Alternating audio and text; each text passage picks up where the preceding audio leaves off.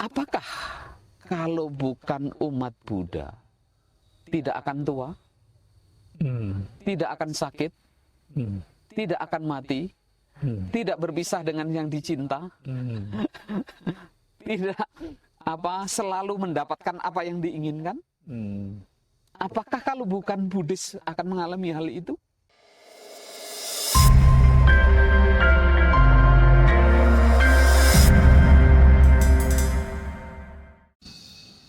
Ya, sahabat Nawaratna Bali, kita kembali lagi berjumpa lagi di Suara Nawaratna, di mana pada kesempatan kali ini kita akan berbincang dengan Mulia Ibu Sri Ratano Mahathera tentang topik yang kita akan perbincangkan pada kali ini adalah tentang bagaimana meditasi bagi pemula. Jadi bagi saudara-saudara Nawaratna Bali yang ingin bermeditasi dan belajar atau mengenal meditasi seperti apa itu, berikut nanti kita akan bincangkan, kita akan dengarkan informasinya, cara-caranya, tekniknya dari Yang Mulia Ibu Sri Ratano Mahathera. Baik, nanti Namo Buddhaya. Jadi kesempatan kali ini kita akan sharing, kita akan memberikan informasi kepada saudara-saudara dari Nawaratna Bali untuk mengetahui bagaimana sih meditasi itu dan bagaimana jika kita sebagai pemula ingin belajar meditasi. Nah, biar lebih mudah, kelihatannya kan meditasi kalau kita lihat memang sulit. Nah, sekarang bagaimana bagi pemula ini supaya bisa lebih tertarik dan bisa ikut dalam terlibat dalam meditasi. Wah, ya. Silakan nanti. Baik, dengan Ya, Pak Romo Singgih. Ya, berkaitan dengan meditasi. Saat ini meditasi begitu sangat dikenal ya. Ya. Jadi bahkan mungkin sejak pandemi, jadi banyak orang biasanya aktivitas harus bepergian akhirnya tertunda berpergiannya, bahkan kemudian menghentikan. Nah, sehingga meditasi menjadi salah satu aktivitas yang banyak yang nyari begitu ya. Karena nggak boleh kemana-mana. Iya, sehingga meditasi saat ini menjadi sesuatu yang untuk memberikan nuansa yang berbeda dari keaktifan, kesibukan masyarakat pada umumnya. Nah, sedangkan kalau kita memang dalam kita belajar dhamma dari kecil, ya sebenarnya praktek umat Buddha itu memang hanya 3 saja. Nah, 1, berdana, banyak membangun kedermawanan, berbagi. Yang kedua adalah pengendalian diri. Nah, kenapa kita pengendalian diri? Karena sebenarnya penderitaan, kesusahan, berbagai hal itu faktornya adalah seseorang tidak mampu menahan dirinya. Ada rasa marah, ada rasa menyenangi, ada dendam, benci. Nah, ini yang sesungguhnya menjadi sebab penderitaan. Nah, kemudian oleh karenanya pengendalian diri ini menjadi bagian penting. Dan yang ketiga adalah samadhi atau meditasi itu. Yang mana meditasi ini adalah tidak lain upaya dalam mengenali diri sendiri. Untuk apa? Agar kita bisa berpikir untuk selalu berbuat baik, dan kemudian agar kita juga bisa mengendalikan diri. Nah, ini 3 hal ini saling berkaitan erat sekali. Jadi dalam hal ini penting umat Buddha memahami ini, sehingga ini nanti membangun ketika seseorang bisa mengenali dirinya lebih dalam. Kualitas pengendalian dirinya meningkat, begitu pula juga dengan kerelaannya. Adalah ya. Ya, nah ini semua saling berkaitan Pak, sebenarnya. Tidak bisa, pokoknya yang penting tenang. Kadang-kadang jadi dalam meditasi itu ada seseorang kan berpikirnya untuk tenang, berpikirnya agar tenang, agar kemudian kalau dalam latihan mereka ini kemudian merasa banyak pikiran, seolah-olah meditasinya adalah menjadi tidak berhasil. Ya. Ya, kadang kan gini Bante, kita di saat orang itu sudah mulai ada masalah, mendapatkan banyak masalah dan ketidaktenangan, baru mereka bermeditasi. Apakah meditasi itu khusus untuk orang-orang yang tidak tenang aja Bante? Jadi meditasi itu memang salah satu proses yang dimana ketenangan adalah satu yang perlu dilewati, begitu, perlu menjadi salah satu saya menyampaikan secara umum ini ya, secara bebas ya. Jadi orang kadang-kadang selalu berpikir ini kan ingin tentram, ingin bahagia, ingin segalanya tercukupi. Nah, sekarang mari kita melihat realita. Apakah seseorang itu segalanya itu bisa terpenuhi, setiap keinginan kita? Nah, tidak.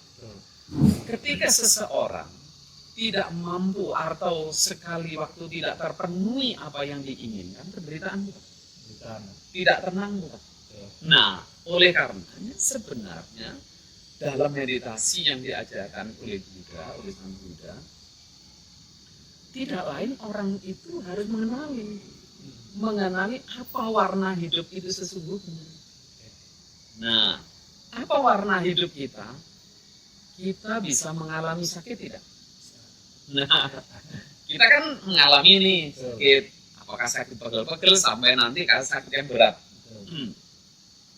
Yang kedua, kita semakin usia kita bertambah, semakin menjadi tua atau semakin muda atau tetap nah, kita akan menjadi tua. Nah, mungkin tidak pada akhirnya kita harus pergi mengalami kematian. Senang tidak kematian? Siapa yang mengharapkan kematian? Normalnya orang bahwa ingin panjang usia kan. Nah, sebenarnya berkaitan dengan hal inilah, maka kita perlu mengenali usia tua, sakit, kematian, perpisahan dengan yang dicintai, pertemuan dengan yang dibenci, tidak mendapatkan apa yang diharapkan. Ada tidak di antara kita yang tidak mengalami hal-hal itu? Tidak ada kan?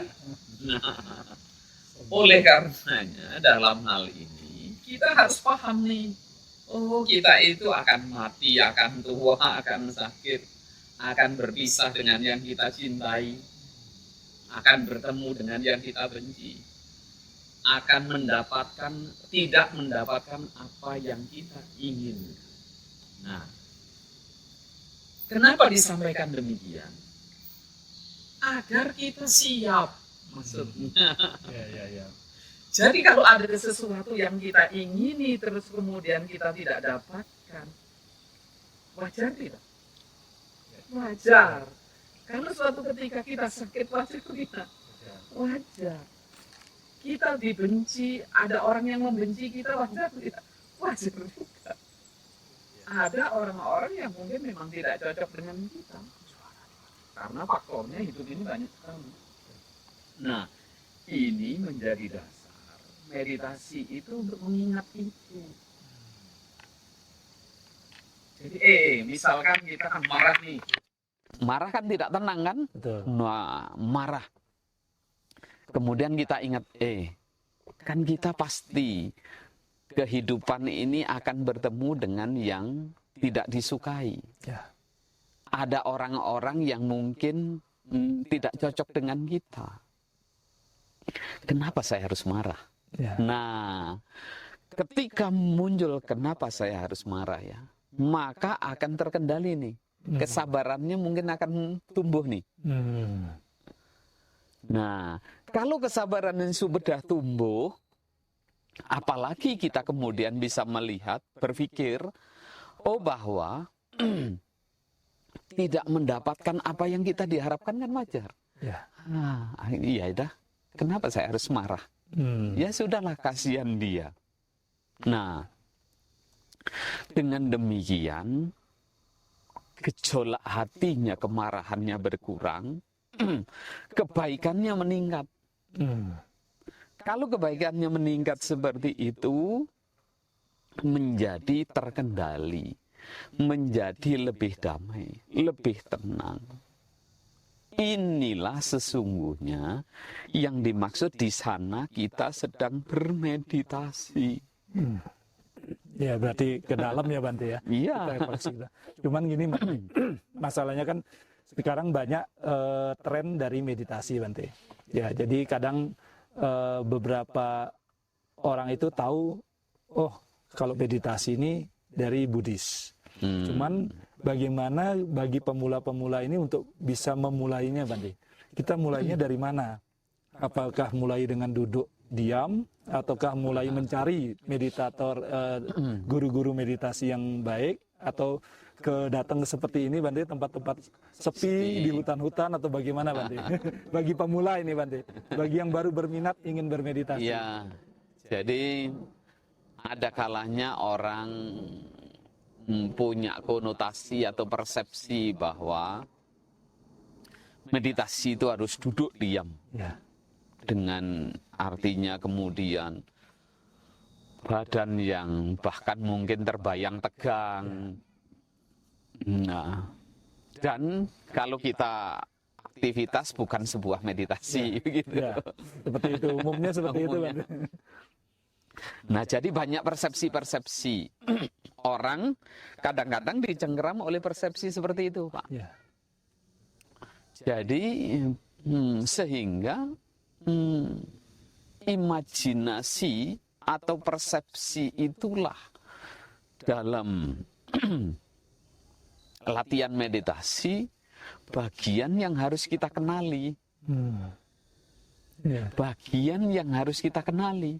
Karena persepsi dan imajinasi itu tidak selalu benar. Ya. Itu. Nah, dalam hal ini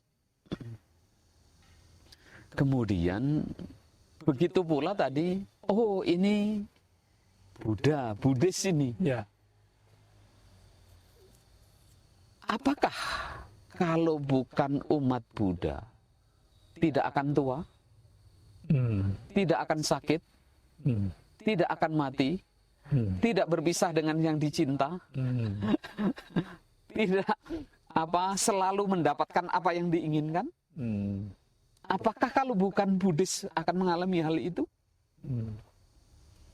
Sedangkan kegundahan, kemarahan, ketidaknyamanan, bahkan kadang-kadang kegagalan dalam hidup, itu semua karena bagaimana orang menyikapi hidup ini. Kalau seseorang memahamkan dirinya bahwa dunia ini kan milik saya, semua harus bisa saya perintah, orang semua harus suka sama saya. Kalau ada orang demikian, sesungguhnya apakah itu kebijaksanaan atau kebodohan? Ya, kebodohan. Oleh karenanya, dhamma yang diajarkan oleh Buddha itu adalah untuk manfaat dalam kehidupan ini. Bagi siapapun. sesungguhnya. Maka bahasa meditasi ini tidak harus kita hafal mantranya Buddha. Kita harus mungkin apa ya, ada bacaan-bacaan tertentu. Enggak. Meditasi untuk mengenali diri. Kenali diri. Meditasi untuk kemudian seseorang agar tumbuhnya niat-niat baiknya. Bagaimana pikiran membantu orang. Bagaimana pikiran bisa bersama-sama hidup dengan orang lain. Ini semua kan harus ada kerelaan. Ya. Kita ini bergantungan dengan orang lain. Ya. Kita tidak bisa hidup sendiri. Ya. Oleh karenanya, bagaimana agar orang bisa berlangsung di tengah-tengah kebersamaan kita, mau tidak mau saling membantu, saling mengisi, saling percaya. Ini dasarnya kerelaan, kebaikan. Ya. Kemudian kita tidak bisa untuk menang sendiri tadi. Ya. Maka kita harus mengendalikan diri. Berpikir, saya tidak ingin menyakiti orang lain, apalagi membunuh. Saya tidak ingin mengambil barang milik orang lain, karena itu adalah penopang hidupnya. Betul. Karena kehidupan akan terganggu tuh. Ya. Nah, saya tidak akan melakukan perbuatan asusila. Karena apa? Dengan tindakan itu menjadikan kegaduhan dalam hidup berkeluarga di tengah masyarakat. Ya. Saya tidak mau berbohong. Kenapa? Kalau berbohong kita tidak dipercaya. Ya. Kalau tidak dipercaya, bagaimana kita kemudian bisa bekerja sama dengan orang lain? Ya. Saya tidak mabuk-mabukan, minum minuman keras. Kenapa? Karena orang yang mabuk, orang yang kesadarannya lemah. Ya. Bahkan tidak tahu baik dan buruk nantinya. Betul. Nah, ini pengendalian diri, dasar-dasar pengendalian diri nih.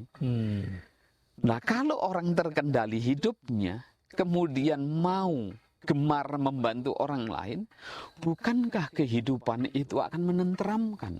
Ya. Nah, inilah, kalau tentram berarti tenang. Ya. Tenang. Nah, orang yang tidak tenang karena berpikir aneka ragam, tidak mau sakit, tidak mau dicela sedikit pun, Ya. ini justru penderitaan. Ya. Ya. Nah, bagaimana berikutnya latihannya? Oh, kita coba. Kalau kita jalan, fokusnya pada apa? Kita beraktivitas, berfokus pada apa? Oh, itu sudah termasuk meditasi, Bante ya? Fokus itu ya, Bante? Jadi fokus terhadap apa yang kita kerjakan itu sebenarnya meditasi. Meditasi itu tidak lain kan sati, Ya. perhatian. Betul. Dan samadhi itu konsentrasi. Ya. Perhatian itu bagaimana? Perhatian itu, oh ini teman saya. Wah, saya harus ngomong hati-hati nih. Di sana ada, ingat tidak? Ingat ini teman, Ya. ini sahabat. Ingat kemudian untuk apa? Saya jangan sampai menyakiti dia. Ya. Ingat kebaikan enggak? Ya. Kenapa? Karena kita sudah tertanam, kita harus baik tadi. Betul. Ingat inilah sati. Sati. Lagi marah, ingat. Kenapa saya harus marah? Betul. Itu sati. Ya. Ya. Saya hari ini belum nyapu nih. Padahal saya punya kewajiban rutinitas nyapu nih. Itu sati. Ya. Ya. Ya. Nah, kemudian, saya waktunya masuk sekolah nih. Itu sati. Jangan pergi kemana-mana, harus persiapan nih. Ya. Itu sati. Kemudian kalau setiap waktu ingat-ingat itu, disitulah ada kewaspadaan enggak? Ya. Jadi orangnya waspada jadinya. Apa yang harus berikutnya dikerjakan? Itulah kewaspadaan, itulah samadhi, itulah meditasi, itulah konsentrasi. Konsentrasi. Ya. Ya. Ya. Berarti kan tidak harus khusus datang ke hutan-hutan atau ke tempat sunyi ya, Bante? Nah, maka meditasi dimanapun menjadi tempat. kesunyian Ya. satu hal yang lebih mendukung Lebih tentunya. mendukung, ya, Bante. Itu kira-kira. Ya. Tapi bukan berarti kalau sudah kita terdukung kemudian ya tiba-tiba tenang. Nah, yang Enggak lain. juga. Ya, ya. Karena kan ini umat kita kan dari banyak ini Bante, banyak kegiatan, artinya tidak semua punya waktu khusus untuk retret ataupun ikut meditasi. Nah, misalkan umat kita sedang melakukan pekerjaan ekonomi, buka toko dan kegiatan yang lain, pekerjaan rutin kantoran. Nah, itu berarti dengan konsentrasi itu dia sebenarnya sudah bermeditasi ya Bante ya. Ya, Sebagai pemula, jadi maka ciri konsentrasi itu mengembalikan pada diri sendiri. Kita kalau kerja kan selalu apa itu? Fokus. Nah, hanya fokus kepada apa yang di luar. Ya. Bahkan pikiran kita selalu berencana. Ya. Begini, begitu, begini, begitu. Membangun konsep begini, begitu. Termasuk muncul imajinasi begini, begitu. Ini semua adalah sehingga seseorang menjadi sibuk dalam pikirannya, tapi kadang-kadang tanpa disadari, kemudian karena banyak berpikir, nanti juga akan melakukannya, tindakannya kurang. Ya. Sehingga penuh ini belum, itu belum. Ya. Begitulah. Sehingga ketika sudah demikian, bagaimana bisa tenang? Ya Bante. Nah, jadi tahapan. Jadi gini Bante, sebagai pemula ya, untuk bisa bermeditasi berarti tidak harus khusus kita duduk diam seperti itu ya Bante ya dari. Jadi ada waktu-waktu kita mencoba duduk, Ya. itu sangat membantu. Mungkin Karena sebelum tidur gitu ya Bante ya. Sebelum tidur atau sebelum Baru bangun, aktivitas. ya. Nah, Ya, jadi kalau setelah ada waktu kita bagi pemula ini Bante, setelah ada waktu untuk kesempatan bermeditasi, kira-kira cara yang paling gampang Bante, cara yang paling Ya. gampang bagi pemula ini Bante, supaya bisa tenang pikirannya Bante. umumnya kita salah satu cara yang mudah untuk mengembalikan agar pikiran kita tidak serta-merta pergi. Ya, Berpikir aneka ragam. Betul. Salah satu perlu ada objek namanya. Apa? Objek itu ya sarana untuk fokus pikiran kita. ya, Biasanya yang umum ini seseorang mengamati nafas. pas. Nafas. Jadi nafas masuk, nafas keluar dengan rileks. Atau kita boleh beberapa kali kita tarik nafas, tahan sebentar saja, kita hembuskan, tarik lagi, kita hembuskan. Itu juga salah satu latihan begitu untuk agar pikiran kita bisa kita kerahkan untuk menyadari objek itu. Itu dengan hitungan Bante, bukan? Keluar Mungkin masuk. ada orang pakai hitungan, Untuk lebih memudahkan konsentrasi. ya, tapi kalau saya sendiri tidak. Tidak, ya. Jadi setelah beberapa kali tarik nafas, tahan sebentar, hembuskan. Ketika pikiran kita sudah mengenali, nah Ya. namanya apa ya? Umum ini bahasa umum, Ya. menyadari, Menyadari, ya. merasa. Merasakan nafas masuk, nafas keluar, sampai nanti sudah mengenali, menyadari di situ, merasakan itu, kemudian secara alami saja Ya, ya, secara alami. Nanti kadang-kadang lupa lagi nih, ya. atau pikiran kemana-mana nih, tarik lagi, Ke nafas lagi, Bang. nafas lagi, kita tarik, tahan sebentar, dihembuskan. Itu adalah Ya. salah satu. Jadi selama ini mungkin karena kesibukan sehari-hari, aktivitas sehari-hari, kita lupa memperhatikan nafas ya, Bante. Lupa, kadang kita lupa kalau kita sedang bernafas, Bante. Ya, Iya, saya rasa jadi- itu, Bante.